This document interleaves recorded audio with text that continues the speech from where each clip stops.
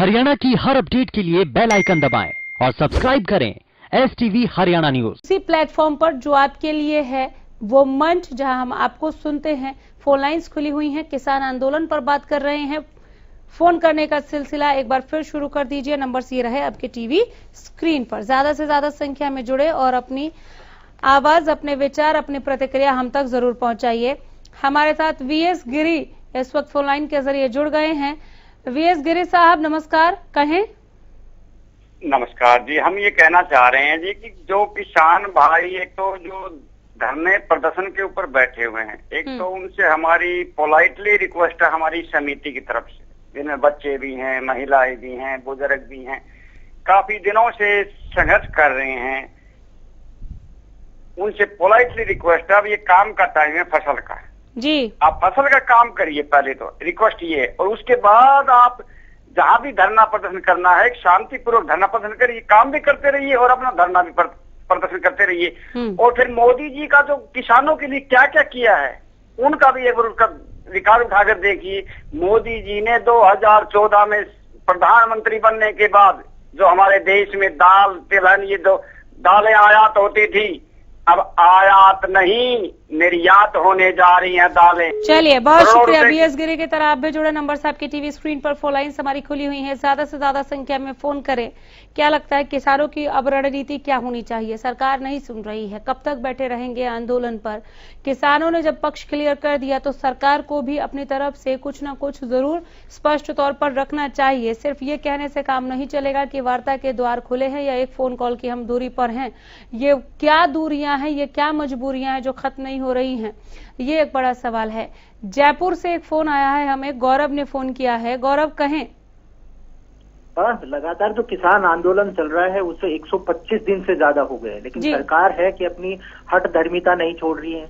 तो ये आप समझें कि आम लोगों को कितनी दिक्कतें आ रही हैं। किसान लगातार सड़कों पर बैठा है, लगातार जन आंदोलन होते आ रहे हैं, लेकिन सरकार है, देश के प्रधानमंत्री लगातार कहते हैं कि मैं एक फोन कॉल दूर हूं, लेकिन वो फोन नंबर कहाँ है? जब लगातार जब नेता किसान नेताओं से बात करने की कोशिशें करते हैं तो लगातार सरकार की तरफ से जो 11 स्तरीय वार्तालाप हुई है मैडम, उसमें कोई भी नतीजा नहीं निकला है। वो अपने चुनाव में अब बिजी हो गए हैं, लेकिन यहाँ पर 125 दिन से ज्यादा लोग बॉर्डर पर पड़े हैं, उनकी सूद लेने वाला कोई नहीं। 200 से 250 शहादतें हो गई है।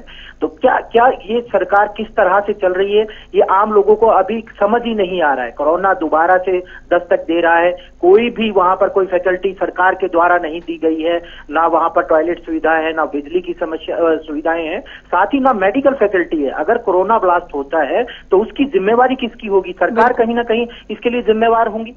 जी, बहुत ही ज्वलंत सवाल उठाया यहाँ पर गौरव ने। अगर यहाँ कोरोना ब्लास्ट हो जाता है, चूंकि अब कोरोना की तीसरी वेव शुरू हो गई है और ये वो तरंगे हैं, ये वो लहरें हैं जो कहीं से भी होकर नहीं गुजरनी चाहिए। अगर यहाँ किसी एक को भी कोरोना होता है, कोरोना पॉजिटिव पाया जाता है, तो फिर आप समझ रहे हैं कि कोरोना का कितना बड़ा और कितना तगड़ा ब्लास्ट होगा। ये एक बहुत बड़ा सवाल उठाया।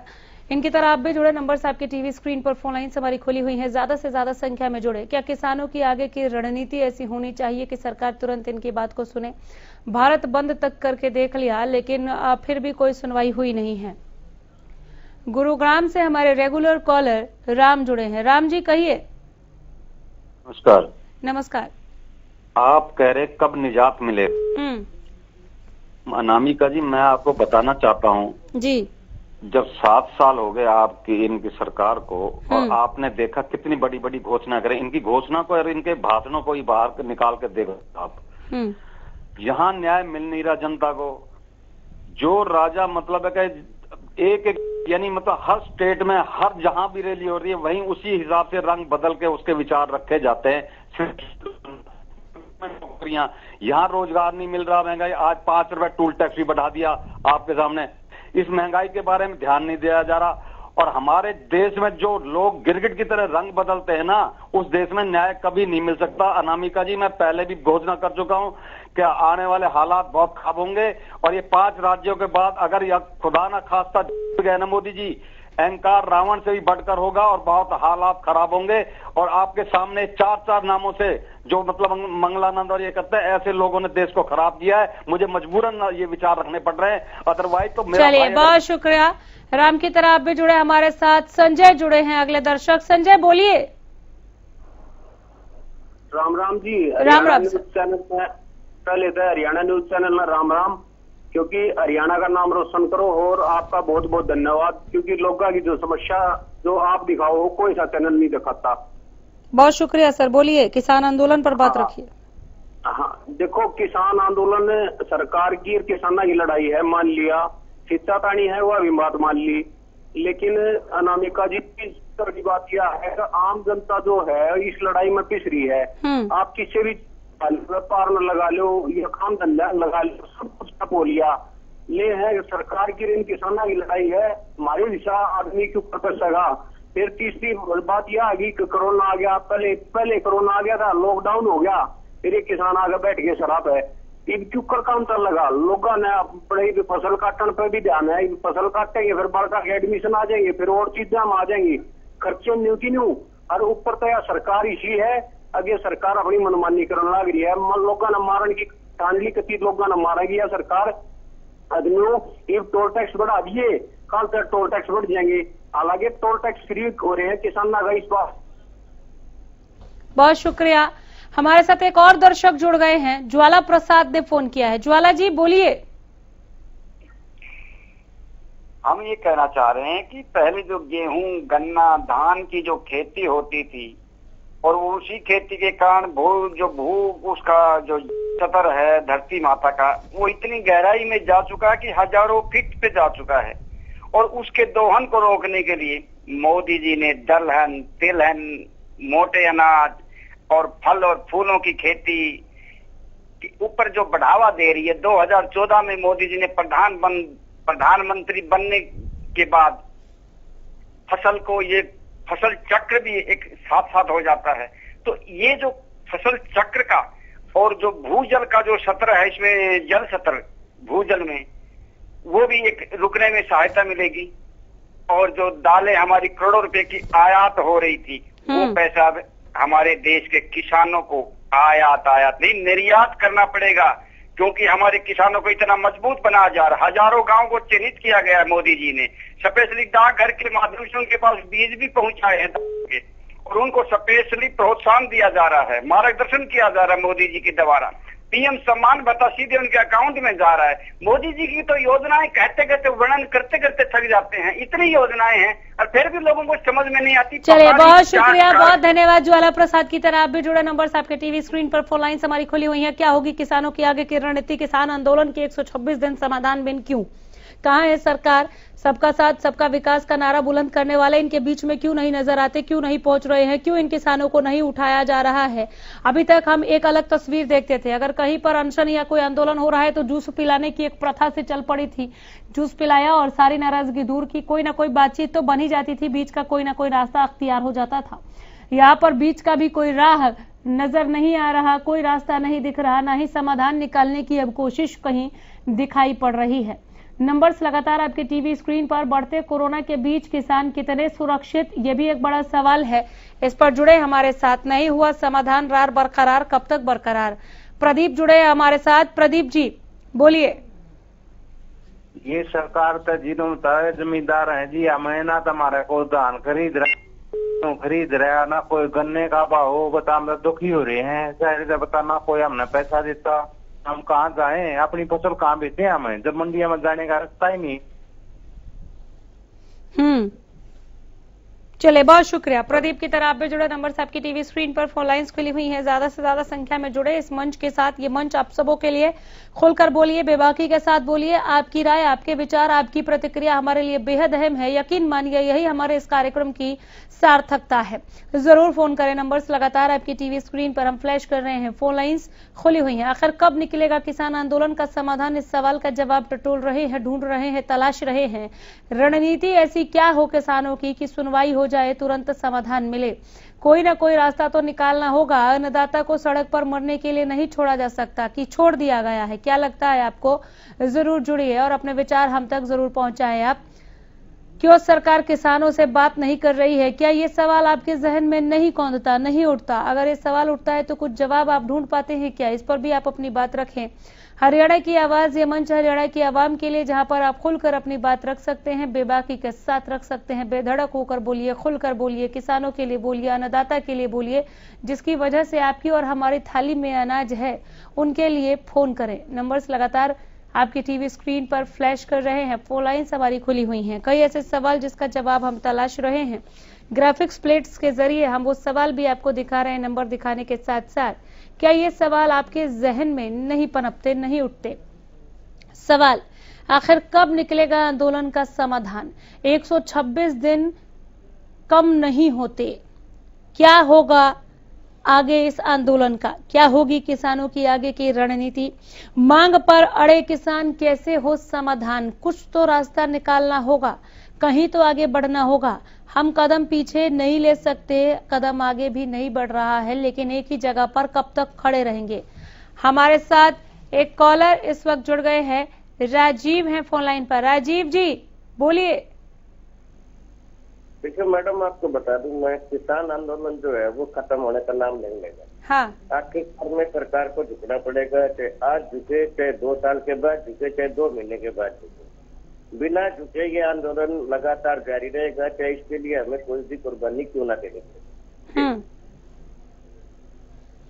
चलिए, बहुत शुक्रिया राजीव। की तरह आप भी जुड़े। नंबर्स आपके टीवी स्क्रीन पर, फोन लाइन्स खुली हुई हैं। ज्यादा से ज्यादा संख्या में आप फोन करें और किसान आंदोलन पर अपनी बात रखें, खुलकर रखें अपने विचार, आपकी प्रतिक्रिया, आपके सुझाव हम आमंत्रित करते हैं। किसान आंदोलन का हल क्या है? कब तक दिल्ली घिरी रहेगी? कब तक बॉर्डर पर किसान डटे रहेंगे? इस पर जुड़े और अपने विचार हम तक जरूर पहुंचाएं। इस आंदोलन की अनदेखी हो रही है क्या? क्या किसानों की परवाह किसी को नहीं? किसानों की जानें जा रही हैं। अब आप देखिए, प्रचंड गर्मी की तरफ हम आगे बढ़ रहे हैं। चिलचिलाती धूप में तपती सड़क पर कैसे बैठेंगे किसान? ये भी एक बड़ा सवाल है। पृथ्वीराज जुड़े हमारे साथ, करनाल से फोन किया है। पृथ्वी जी बोलिए। मैडम जी, इसके बारे में मेरी ये राय है कि जो तीनों कृषि कानून ये सरकार ने बनाए हैं, इन तीनों कानूनों को 2024 तक स्थगित कर दीजिए। अगर मोदी जी को जनता दोबारा से बहुमत दे देती है तो मान लिया जाएगा कि मोदी जी ने ये कानून सही बनाए हैं। अगर 2024 के अंदर अगर सरकार को किसान उड़ा देते हैं तो समझो ये कानून गलत है। ये बीच का रास्ता है, ना किसानों का ना मोदी जी। अगर वो 1.5 साल के लिए स्थगित करते, हम कहते हैं 2024 तक के कर दीजिए, किसान भी अपने घर और वो भी अपना काम, और जो आम जनता बीच के अंदर है उनको भी अपने अपने काम में लग जाना चाहिए। और रही बात जिद बनेगी, ये जिद पे आ गए हैं सरकार भी और किसान भी। तो देखो मैडम जी, किसानों की जो जिद है वो जायज है, क्योंकि यही एक अन्नदाता है जो सरकारें बनाता है, ना कि सरकार इनको बनाती है। ये कैसी कैसी बातें करते हैं। अगर ये सरकार आज ये जो किसान भाई अगर बॉर्डर पर बैठे हैं अपना हक मांगने के लिए तो सरकार को इनसे बात करनी चाहिए बैठ करके आराम से। ये क्या कहना चाहते हैं सुनना चाहिए, ना कि बंगाल में चुनाव प्रचार करना चाहिए। देखिए, यहाँ से 1500 या 1000 2000 किलोमीटर जाकर प्रचार करते हैं, बांग्लादेश चले जाते हैं। 4 कदम पे हमारे किसान बैठे हैं, उनसे भी बात कर सकते हैं, शांतिपूर्वक बैठे कर सकते हैं। चलो किसान भाइयों, आप कहो मैं भला करना चाहता हूँ, अगर आप नहीं करना चाहते अपना आपको, तो मैं 2024 तक इस कानून को स्थगित करता हूँ। इसलिए ये बीच का रास्ता है दोनों का, ना कि किसान का भी और ना कि सरकार का भी। और ये अपनी नाकामी को दूसरी सरकारों के पीछे छुपकर कहते हैं कि उन्होंने क्या किया, ये गलत है, क्योंकि ये राजनीति है। अब ये कहेंगे कि वो लोग राजनीति करते हैं। देखो, राजनीति वाले लोग राजनीति नहीं करेंगे तो पकौड़े थोड़ा तो लेंगे, राजनीति करेंगे। लेकिन आप करने क्यों देते हो उनको? आप 2024 तक स्थगित कर दीजिए, 1.5 साल के लिए क्यों? तो मेरा कहने का मतलब, आपके चैनल के माध्यम से मैडम जी, मेरा कहने का मतलब, मेरी आवाज वहां पहुंचाने का मतलब, बीच में 2024 तक के लिए इन कानूनों को रद्द कर दिए। बीच की बात है, इससे ना किसान नाराज होगा ना सरकार। जिसमें जिसको जो पसंद होगा जनता को 2024 में अपना फैसला सुना देगी, उससे आगे तो किसी का कुछ नहीं है। आंदोलन भी खत्म, सरकार की भी जीत रह जाएगी, दोनों आप मिलजुल कर लेंगे। बाकी आपके हरियाणा न्यूज का धन्यवाद करना चाहता हूँ। एक हरियाणा न्यूज ये जो किसानों की बात को रोज उठाता है, और हम आपके चैनल के पक्के दीवाने हैं मैडम जी। बड़े बड़े जो गोदी मीडिया वो इस चीज को नहीं दिखा रहा, वो सिर्फ बंगाल को दिखा रहा है, लेकिन हकीकत जो सच्चाई है धरती से जो जुड़े हुए लोग हैं उसको आप दिखाते हो। आपका मैं बहुत बहुत सच्चे दिल से धन्यवाद करता हूँ। जय हिंद, जय भारत। जय हिंद पृथ्वीराज, आगे भी जरूर जुड़े आप। नंबर्स आपके टीवी स्क्रीन पर भी। पृथ्वीराज ने एक सुझाव दिया कि क्यों न सरकार इस नाराजगी को कुछ इस तरह से खत्म करे कि 2024 तक के लिए कानून को स्थगित करे और फिर अगर मैंडेट मिलता है सरकार को तो दोबारा इस कानून पर बात शुरू हो, उसे लागू कर दिया जाए। शायद तब किसान भी समझ जाएंगे कि ये उनके फेवर में है। ये सुझाव जो है पृथ्वीराज की तरफ से। आप भी अपने सुझाव, अपनी सलाह, अपने विचार, अपनी प्रतिक्रिया इस मंच तक भेजने का, पहुंचाने का काम करें। इसके लिए फोन करना होगा। मांग पर अड़े किसान कैसे हो समाधान? कोई समाधान दिख ही नहीं रहा या कोई समाधान करने की कोशिश ही नहीं हो रही। क्या कहेंगे आप? नंबर्स लगातार आपकी टीवी स्क्रीन पर, फोन लाइन्स हमारी खुली हुई हैं। जरूर जुड़िए और अपने विचार हम तक पहुंचाइए। केंद्र सरकार और किसानों में कब बनेगी बात? क्यों वार्ता रुक गई है? क्यों बातचीत नहीं हो रही है? कब तक किसान, महिलाएं, बुजुर्ग किसान, युवा किसान और बच्चे दिल्ली की सीमाओं पर बैठे रहेंगे? चिलचिलाती धूप में तपती सड़क पर कैसे आंदोलन को आगे बढ़ाएंगे? कितने परेशान हो रहे हैं किसान? क्या सरकार वाकिफ नहीं है? नंबर्स लगातार आपकी टीवी स्क्रीन पर दिखा रहे। हरियाणा की आवाज के साथ जुड़िए, अपनी राय दीजिए। किसान आंदोलन पर अड़े हैं, बात कैसे बनेगी? क्या नई रणनीति से मिलेगा नया रास्ता? एक के बाद एक कई अभियान हमने किसानों की तरफ से देख लिए, लेकिन कोई अभियान काम नहीं आया क्योंकि सरकार ने सुनवाई ही नहीं की। चाहे वो रेल के पहिए थामने की बात हो, चक्का जाम की बात हो, भारत बंद की बात हो, महिला किसानों के प्रदर्शन की बात हो, लेकिन सरकार नहीं सुन रही। सरकार किसानों से आखिर क्यों नहीं कर रही है बात? बढ़ते कोरोना के बीच किसान कितने सुरक्षित, ये भी एक बड़ा सवाल है। रमेश जुड़े हैं हमारे साथ। रमेश जी बोलिए। सबसे पहले तो मैं आपके चैनल को धन्यवाद देता हूं जो किसानों की आवाज उठा रहा है। हम यहाँ बैठे हैं इन चीजों को लेकर, लेकिन खास तौर पर मैं आपके चैनल को सबसे पहले धन्यवाद देता हूँ। बहुत शुक्रिया। मेरी आवाज आपके चैनल के माध्यम से सरकार तक भी पहुँच रही होगी। खास तौर पर 100 से भी ज्यादा दिन का जो समय है वो देख रही है जनता हरियाणा की, और आने वाले समय में ये जो किसान साथी बैठे हैं ये इस सरकार को जवाब देंगे, क्योंकि जो कानून किसानों के लिए बनाया गया है, जब उस चीज से किसान ही खुश नहीं है तो बेवजह जो चीजें थोपी जा रही हैं तो कहीं ना कहीं सरकार किसी अलग मंशा में काम कर रही है। ये एक बड़ा सवाल यहाँ पर खड़ा होता है, लेकिन इस चीज को सुनने वाला शायद हरियाणा में नहीं है। गठबंधन की सरकार इस चीज को साफ तौर पर देख रही है और ये भी चीजें सामने आ रही कि अलग अलग जगह पे कुछ चीजें सामने आती है। नेताओं के साथ उनके गांव में घुसने पर पाबंदियां हैं, तो ये एक बड़ा बदलाव हरियाणा में होने वाला है। और मैं साफ तौर पर आगाह करना चाहता हूं सरकार को, अगर मेरी आवाज सरकार के नुमाइंदों तक पहुंच रही है तो जल्द से जल्द इस समस्या का समाधान करना चाहिए और किसानों से बैठकर बातचीत करनी चाहिए। और कुछ लोगों ने ये भी कहा है कि जो बॉर्डर पर बैठे हैं ये किसान नहीं है, तो मैं उन्हें बताना चाहता हूँ कि जितने भी लोग यहाँ पे बैठे वो सारे किसान हैं। इस चीज को समझिएगा, सरकार मेरी बात को समझ पा रही होगी। जी बहुत शुक्रिया। आगे भी जरूर फोन करें। नंबर्स आपके टीवी स्क्रीन पर, फोन लाइन्स हमारी खुली हुई हैं। ज्यादा से ज्यादा संख्या में फोन करें और अपने विचार, अपनी प्रतिक्रिया हम तक जरूर पहुंचाएं। यह मंच आप सभी के विचारों को आमंत्रित करता है। स्वागत करते हैं हम आपके सुझावों का। बहुत कम वक्त बचा है, जरूर अपनी बात रखें। 126 दिन बीतने के बाद भी अभी तक तो कोई